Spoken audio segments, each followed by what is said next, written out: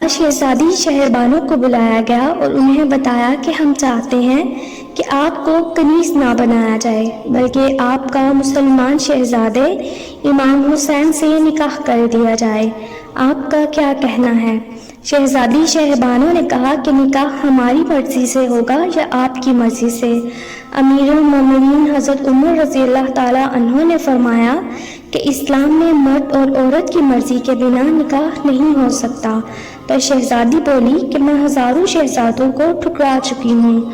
सोच लीजिए, अगर मुझे आपके फ़ैसले से एतराज़ हुआ तो मुझ पर ज़बरदस्ती नहीं की जाएगी। हज़रत उमर रज़ी अल्लाह ताला अन्हु ने फरमाया कि जिससे हम आपकी शादी करना चाहते हैं, हमें उम्मीद है कि आप उसे कभी नहीं ठुकरा सकती।